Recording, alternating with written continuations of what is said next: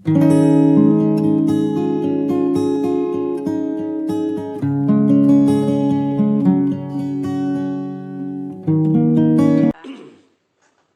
Bapak yang bersedia untuk saya wawancara.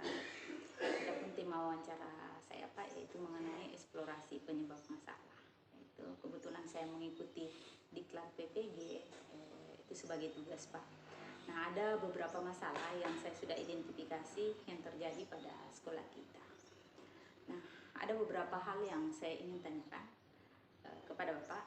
Yang pertama, masalah yang pertama yaitu mengenai minat baca siswa yang rendah. Menurut Bapak, apakah faktor yang menyebabkan sehingga siswa itu memiliki minat baca yang rendah? Oke, terima kasih. Kalau kita lihat dari menyangkut dengan permasalahan minat baca dengan anak-anak ini, kita lihat dari satu itu faktor dari guru, kemudian dari orang tua itu sendiri, di mana kita tidak banyak mendorong mereka untuk melakukan kegiatan membaca. Kemudian yang kedua itu pengaruh media sosial atau sosial media ini sehingga mereka terlena dengan media-media yang ada.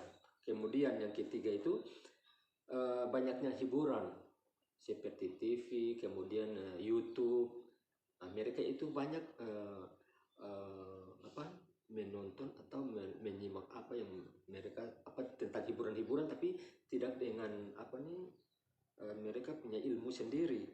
Kemudian yang ketiga itu mungkin dengan di sini generasi kita sekarang generasi instan, sehingga mereka mau yang sudah ada saja mereka gunakan. Mungkin itu, Bu. Ya, baik Pak. Kemudian kira-kira Pak, bagaimana cara kita meningkatkan minat baca siswa?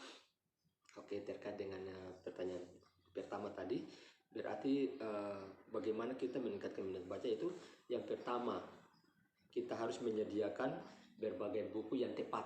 Itu yang pertama dulu.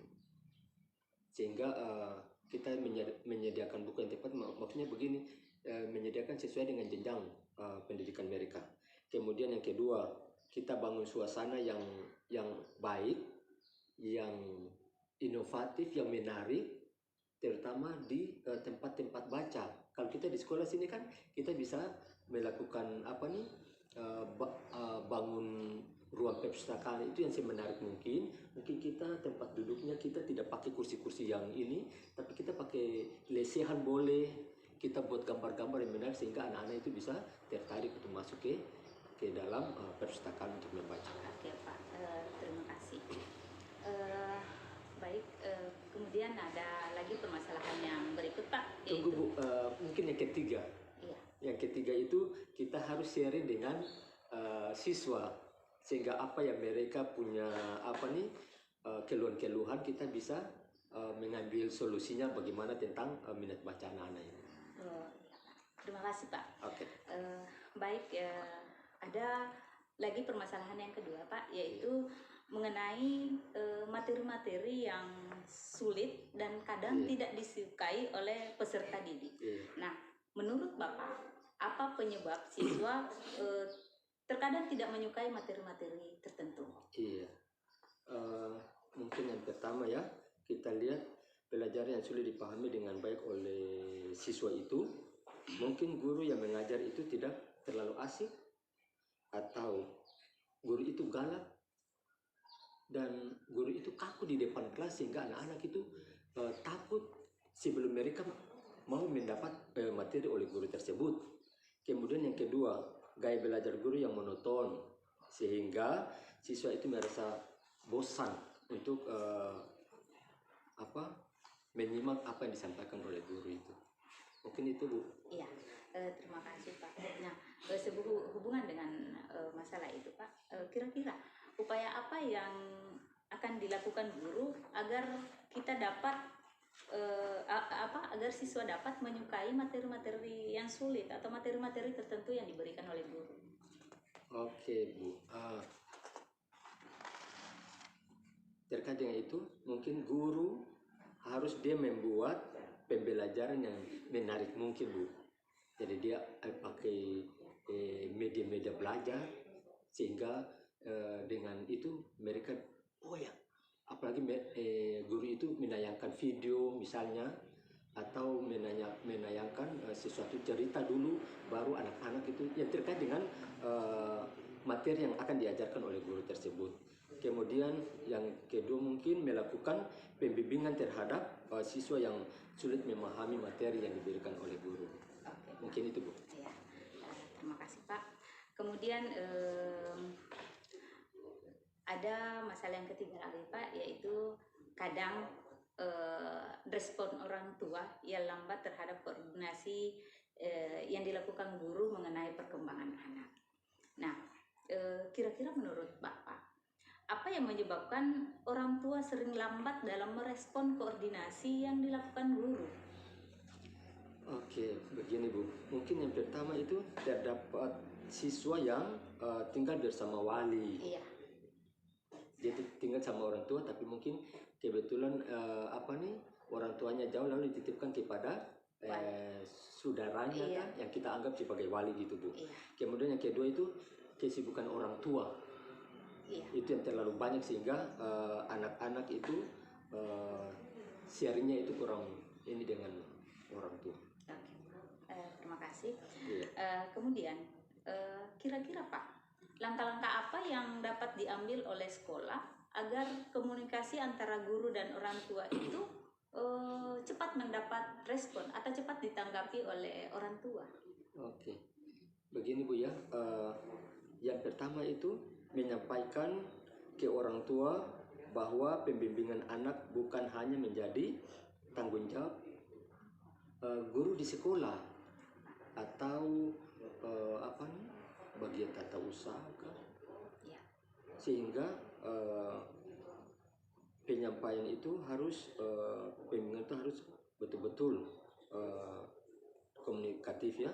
Kemudian kedua, membuat jadwal pertemuan. Ya. Membuat jadwal pertemuan antara guru dan orang tua secara rutin. Kalau kita ada beberapa kendala kita di sini, itu pas siswa itu dapat masalah baru kita panggil, padahal itu seharusnya tidak. Iya. Harus kita berikan waktu sehingga anak itu tahu bahwa oh nanti kita bisa bisa berkomunikasi dengan orang tua secara rutin begitu. Dan yang ketiga itu kita melibatkan orang tua dalam kegiatan-kegiatan di sekolah, seperti misalnya ada porselenika atau ada buka bersama atau ada acara-acara keagamaan. Nah, kita panggil itu, kita kasih undangan juga buat guru orang tua di rumah begitu, Bu. Terima kasih Pak. Berikut Pak, masih ada beberapa masalah lagi. Iya, boleh, Bu. Itu mengenai guru belum optimal dalam menerapkan proses pembelajaran inovatif, atau di sekolah kita ini sebagian besar guru itu masih mengajar sifatnya konvensional. Nah, pertanyaan saya Pak, faktor apa sajakah yang menyebabkan guru itu belum optimal dalam menerapkan proses pembelajaran inovatif, atau guru itu masih mengajar yang sifatnya konvensional? Oke. Tanggapan Bapak? Iya, yang pertama itu pemahaman guru yang mengenai pembelajaran inovatif itu masih rendah atau belum terlalu memahami pembelajaran inovatif itu. Iya.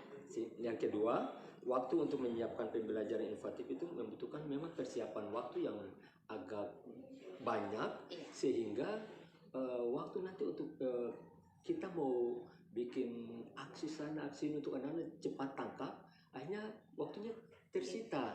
Dan yang berikutnya itu tuntutan materi yang banyak, sehingga mereka itu mengejar materinya tanpa mereka memperhatikan pembelajaran inovatif tersebut. Kemudian yang berikutnya itu mungkin guru kurang memiliki waktu untuk memberikan pembelajaran yang terbaik. Dan yang berikutnya anggapan mengajar terbaik adalah dengan metode ceramah itu yang sering dilakukan oleh guru. Mungkin itu, Bu. Iya Pak. Oke Pak, terkait dengan itu kira-kira Pak, upaya apa yang harus dilakukan seorang guru agar dapat menerapkan strategi pembelajaran yang baik menurut Pak? Begini ya Bu ya, mungkin yang pertama itu guru harus mengetahui kemampuan dasar dan karakteristik siswa dulu. Itu yang pertama supaya kita bisa mengidentifikasi mereka seperti itu, lalu mereka kita bisa, oh orang ini kita bisa tempatkan dia duduk di depan atau orang ini di belakang, karena oh dia ini pemahamnya lambat, berarti kita letakkan dia di depan. Yang bisa memahami dengan cepat kita agak ke belakang gitu. Kemudian yang berikutnya itu menentukan metode pembelajaran yang sesuai dengan materi yang diajarkan, itu yang perlu. Kemudian berikutnya itu penilaian disesuaikan dengan materi dan metode yang digunakan. Itu mungkin Bu. Iya.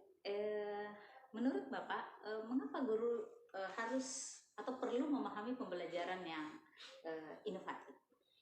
Begini Bu, karena dengan inovasi yang oleh guru di dalam pembelajaran, maka guru juga dapat dia menciptakan suasana pembelajaran yang kondusif, kemudian aktif, kreatif, sehingga menumbuhkan motivasi belajar oleh anak-anak. Mungkin itu Bu. Iya, terima kasih. Baik Pak, ada lagi, masih ada dua permasalahan. Boleh. Yaitu Silakan, Bu. permasalahan yang kelima, yaitu pada pembelajaran di kelas biasanya sebagian besar peserta didik itu dia belum mampu berpikir kritis atau yang berbasis HOTS. Iya. Nah, menurut Bapak, bagaimana atau upaya guru agar peserta didik mampu berpikir kritis pada pembelajaran di kelas? Oke, begini Bu ya. Yang pertama itu kita perlu menerapkan pembelajaran yang berbasis HOTS. Oh iya. Yaitu dengan membiasakan membuat penilaian HOTS baik dalam tes harian, Iya. kemudian tes pertengahan semester maupun UAS.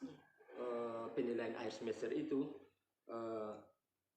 sehingga siswa terlatih mengerjakan soal-soal yang berorientasi atau berbasis HOT itu tersebut. Terima kasih Pak. Iya. Permasalahan yang terakhir Pak. Boleh Bu, silakan. Nah, pada sekolah kita sebagian besar guru itu belum maksimal dalam memanfaatkan teknologi atau biasa dikenal dengan TIK dalam pembelajaran di kelas. Iya. Nah, yang pertama, yang saya tanyakan yang pertama, kira-kira faktor apa saja yang menyebabkan sehingga guru itu belum maksimal dalam pembelajaran menggunakan TIK dalam pembelajaran di kelas? Menurut Bapak kira-kira faktor yang menyebabkan itu? Kalau kita lihat seperti itu ya Bu, mungkin kurang fasilitas. Jelas itu kurang fasilitas yang dimiliki oleh guru. Misalnya laptop, Iya.